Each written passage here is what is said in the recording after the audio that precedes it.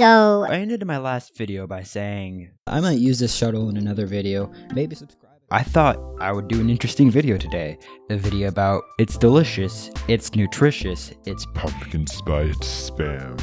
But that video is going to be in the works for a while, so in the meantime, let's do a moon mission. with the shuttle I just made. Now, another thing I mentioned in the other video was the shuttle had a payload of about 15 to 20 tons? which is wrong. Turns out it only had a payload capacity of 8,217 kilograms, or 8.2 tons. And that might sound terrible because it is, but here's the thing. Fairings are heavy. Heavy as hell. Like they're made of lead or something. So without the fairing, the payload is actually 13,668 kilograms, which is more manageable, especially for a moon mission. Another wrong thing I said in the video was that the fairing was only 1.5 meters in radius, which is also wrong. Like I said, it's actually 2.5 meters in radius. So if I can get it down to 1.5 meters in radius, I might have a more manageable payload capacity. And that's just what I did. And sure, 10 tons might not sound like a lot, but it's still better than Cramming an entire moon mission into a cargo bay. Anyways, with all that out of the way,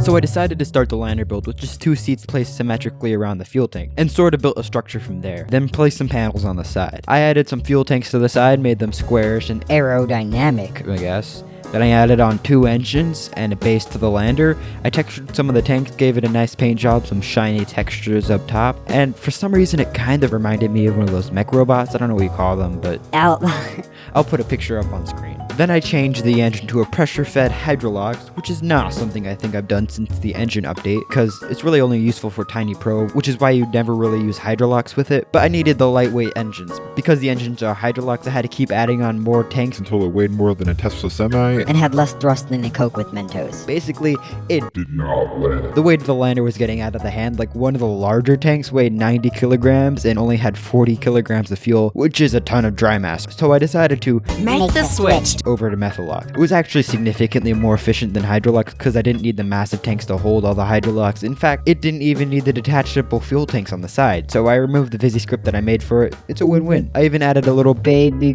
gyro and some lights, which helped with the landing. Now, I did test it a few times, but my screen recorder is a bit slow. Low in the head. So all of the tests were quite literally. At 5 frames a second. Don't worry, I Deleted it permanently from the universe. and reinstalled it, and it worked just fine afterwards, though I forgot to change some of the settings, so the clicks do have a red circle thingy for a pretty big chunk of the video. For the service module, I just took out a command pod and flipped over the lander. Then I gave the command pod a shiny texture, and now if you didn't know this before, and I don't know why you wouldn't know this, I've never forgotten to mention this in any of my videos before, but All my astronauts are in the cold. They're all my children. so I gave them all their proper cult titles and painted their suits based off their ranking in that cult, you know. normal space agency activity. Then for the safety of my children in the capsule, instead of using a regular, unreliable, retractable docking port design, I decided to move the port up and have the parachutes on a strut, which I thought was a pretty good design. Then I put on a liquid hydrogen nuclear thermal engine and made it look like the Apollo service module, which is important because for any Apollo style mission, if the service module doesn't look like the Apollo service module, It just won't work. of course, the Apollo service module had all the life support stuff in it, but I don't think we really need that. No, not my astronauts at least. They're fine without it. Also, I don't think the Apollo service module had solar panels. It used hydrogen fuel cells, which would make sense to have in my own service module given it runs on liquid hydrogen, but Nah, that's not a thing in the game. you know what is a thing in the game. Inner stages. Yeah, I don't use those. They're just super heavy, and inside interstate just do the same job for so much less weight. I mean, come on, interstages. Are for chumps. The transfer was probably the easiest part of the whole craft. I just copied over the tank from the service module, added on some orange tanks with an insulative texture on the side, put a Hydrolox engine on because it's coming in on the second shuttle, so it doesn't really matter how much it ends up weighing. It was only built to get the encounter with Luna, and I seem to have the Delta V to do that just fine without having to use nuclear thermal engines. I added on some detachable monopropellant tanks, some monopropellant thrusters, obviously in a cube. The gimbal thrusters wobble more than an Amateur on stilts. Then I tested out the docking and it worked just fine. I needed to put the payloads in a shuttle. Obviously. They need to go to space. Space. So I saved the craft and put it in a subassembly. Then I loaded up the shuttle and tried to drag out the subassemblies. It didn't work. Then I tried to do the smaller subassemblies where I'd put in one module at a time, and I got the lander to come out, but I guess the other ones are just shy. But I definitely needed to redo the subassemblies. Wait, Where's the save file? well that Sucked.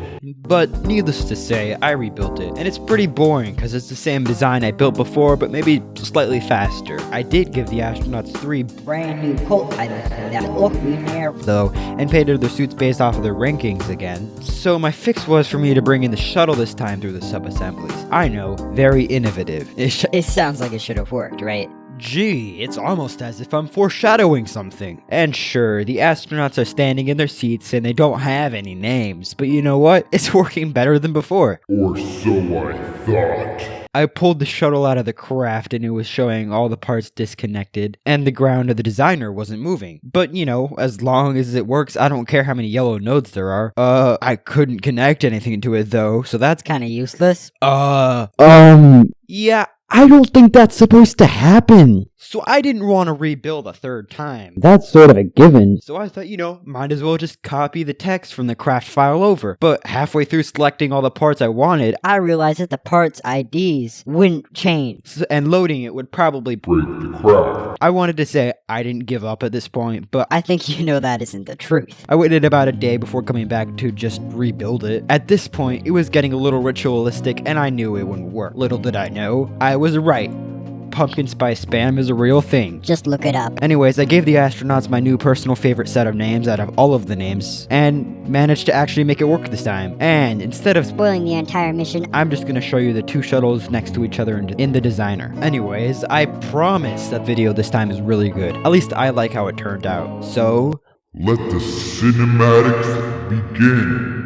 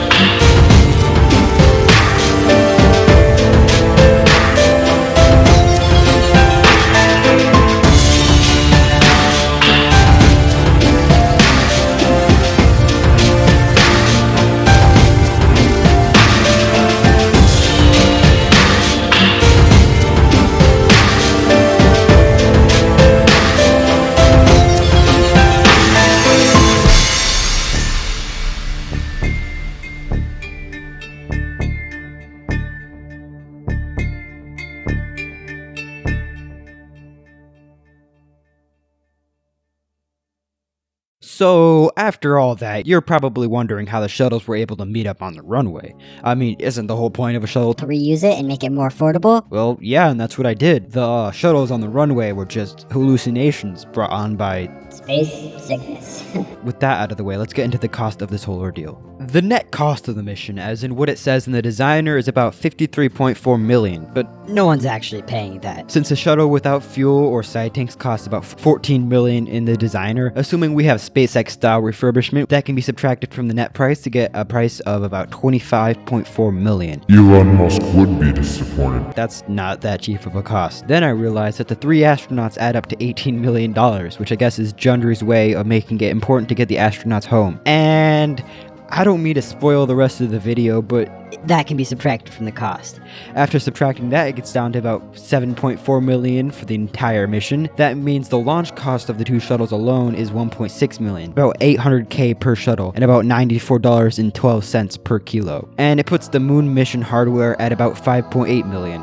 Elon Musk would be proud. So, back to the mission at hand. I was fairly surprised at how well just docking an engine stage to it worked. At one point it was getting a bit flippy, so I had to redock the lander, but other than that, it seemed to work perfectly, which has never happened to me before when I've done something like this.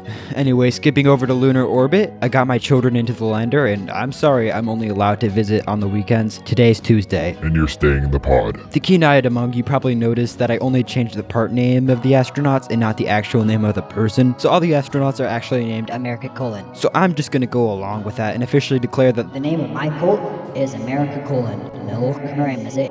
Oh, yeah, man. Anyways, without further ado, Let the cinematics resume.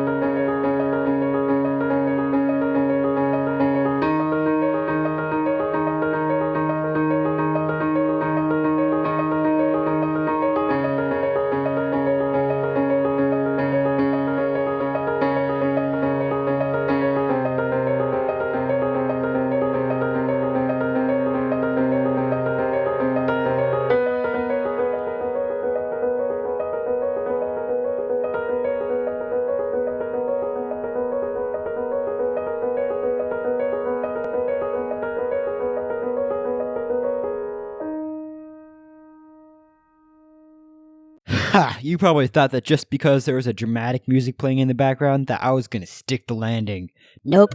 But worry not, all the members Of America colon no crime. come equipped with a magical rope, and after playing with some wonky physics and pushing the EVA suits Well past where the limits should be. it was time to finally take off. I did a pretty flat and efficient ascension burn, and that got me into orbit with plenty of fuel remaining.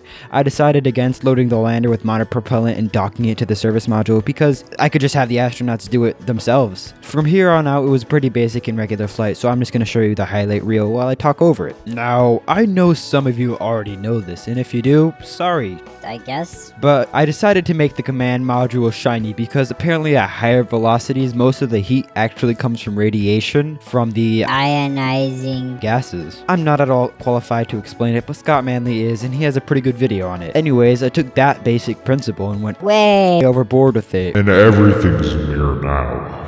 But I will not admit that I regret it. Never. It's beautiful. The landing in the water was really wonky, which is weird because I do not remember making that heat shield buoyant, and that would be the best explanation of what's actually happening here. But it doesn't really matter because they still made it home fine. Anyways, thanks for watching to the end of the video. That's pretty great. Maybe subscribe if you want to Join America colon no crime. or don't. It's a free planet. Up top is the video where I build the shuttle, and under it is the video I recommend. Bye.